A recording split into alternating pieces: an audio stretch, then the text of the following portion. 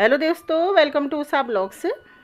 मैंने आप लोगों को बता रखा है कि आमा की तबीयत आजकल बहुत ख़राब हो रही है और हमारे मतलब रिश्तेदार पड़ोसी सब देखने आ रहे हैं। कल शाम को हमारे देवर भी आए थे इन्हें देखने के लिए। इधर ही घर है इनका, जो चाची जी आई थी उनके भी लड़के हुए ये। थोड़ा थोड़ा खाना रहे ना, नहीं तो परेशानी हो रही अभी तो उठे, है। अभी तो उठे बैठे, उल्टी पहले हो जा रही है पहले बैठते ही। मसाली आते हैं ना, हम्म, मसाल जाना भेजे। क्यों नहीं पहचानते आप लोग? क्यों नहीं जानने वाले ठहरे? हाँ, सब जानते हैं, हाँ। कमजोर थे बहुत एकदम। हाँ, उन्हीं को भी जानते हैं, वो बबीता को भी अच्छे से। थोड़ा थोड़ा खाया, इच्छा नहीं ले होता नहीं, हम्म, कैसे जलो शरीर। पानी हानि के न पीना रहे ना, थोड़ा थोड़ा वो आरएस वाल बना रहे हैं, वो वाला भेजिए। वो शायद ले ले उल्टी उन्मा रहे है। हाँ। बाहर ही रहते हैं ये, अभी घर आए हैं आजकल छुट्टियों में, गर्मियों की। बुद्धि कहा गया। वस्तुतः दोनों में बुद्धि का दृष्टिकोण का ही अंतर है। इसमें लाभ हानि का विकार रखकर उसे जांच कर चलना पड़ता है। इसमें भौतिक स्तर पर समत्व बनाने के लिए रखना पड़ता है, इसलिए इसे समत्व बुद्धि योग भी कहा जाता है। इसलिए धनंजय तू समत्व बुद्धि योग का आश्रय ग्रहण कर, क्योंकि फल की वासना वाले अत्यंत कृपण हैं। बुद्धि युक्त जहाँ नर्म कौशलम।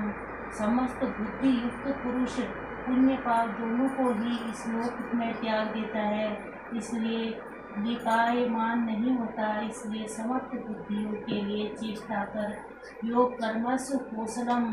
समस्त बुद्धि के साथ कर्मों का आचरण कौशल ही योग है, अर्थात कुशलता पूर्वक कर्म को संपादित करना ही योग है। संसार में कर्म करने के दो दृष्टिकोण प्रचलित हैं। योग कर्म करते हैं तो उसका फल भी अवश्य चाहते हैं, तो फल न मिले तो कर्म करना ही नहीं चाहते। किंतु योगेश्वर श्री कृष्ण इस कर्मों को बंधकारी बताते हुए आराधना को एकमात्र कर्म मानते हैं।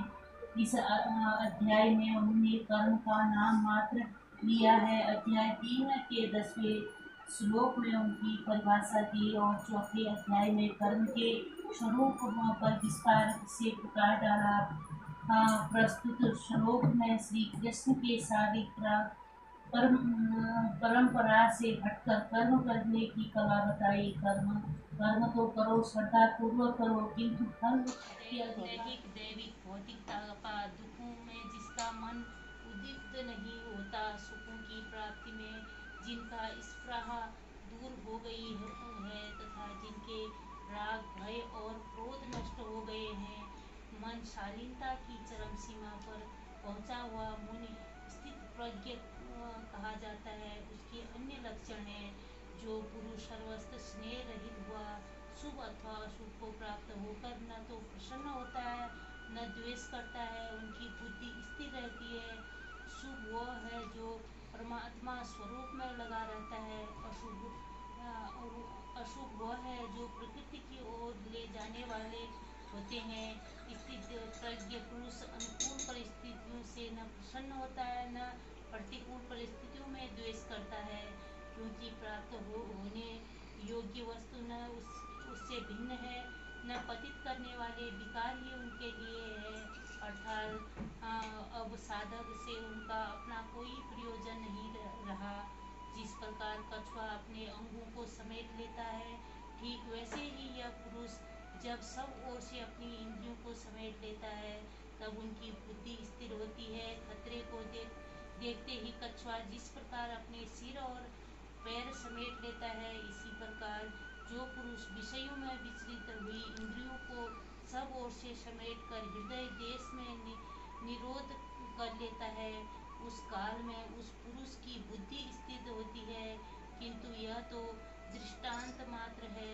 खतरे का एहसास मिटते ही कछुआ तो अपने अंगों को पुनः फैला देता है। इसी प्रकार स्थित प्रज्ञ महापुरुष भी विषयों में रस लेने लगता है।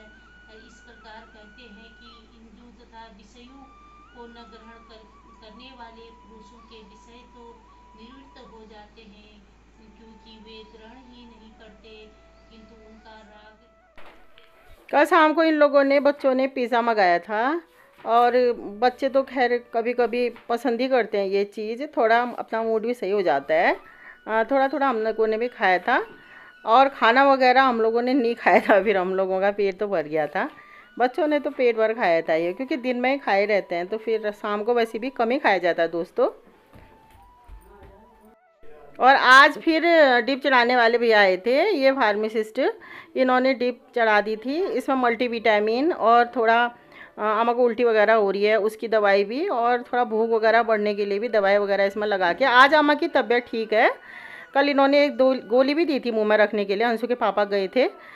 मतलब जब दिन भर कल उल्टी हुई थी आमा को, तो उन्होंने दी थी मुंह में रखने के लिए, उससे उल्टी वगैरह भी नहीं हुई है। आमा के लिए आप लोग भी दुआएं करिए दोस्तों, आप लोग भी मतलब दुआएं दीजिए, आप लोग भी प्रार्थना करिए भगवान से। हो सकता है किसी की दुआओं में और प्रार्थना में और आशीर्वाद में इतनी ताकत होती है कि आमा बिल्कुल ठीक हो जाएं और पहले की तरह बैठने लग जाएं।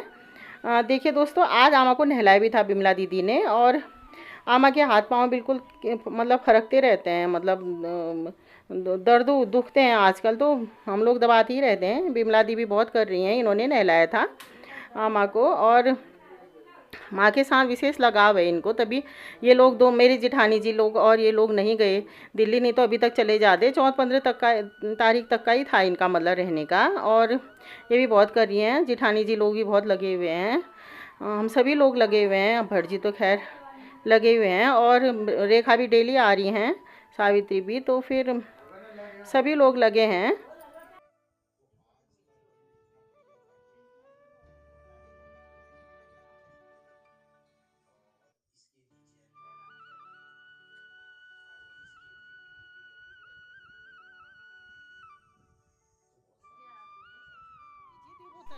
आमा को डीप तो चढ़ ही रहा था, उसके बाद खाना भी बन गया था हम लोगों का। ताई जी ने बनाया था अंशु की खाना। देखिए दाल चावल वगैरह और सलाद वलाद काट रखा है, और देखिए खाना वगैरह खा रहे हम लोग।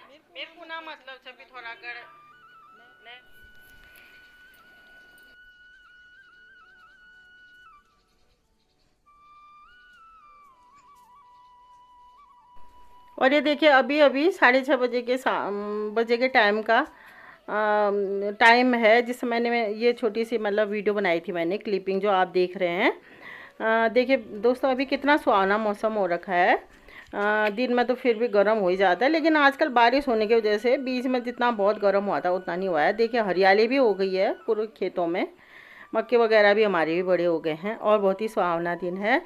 और दोस्तों आज के वीडियो में इतना ही। अगर आपको मेरा वीडियो पसंद आता है, ब्लॉग पसंद आता है, तो लाइक करें, शेयर करें और कमेंट करें। और नए हैं मेरे चैनल में तो ज़रूर मेरे चैनल को सब्सक्राइब और पेज को फॉलो करें, और साथ में बेल आइकन भी सेट कर लें, ताकि मेरे आने वाली वीडियो की जानकारी आप लोगों को ज़रूर मिले। ओके दोस्तों, नमस्कार एंड थैंक्स फॉर वॉचिंग।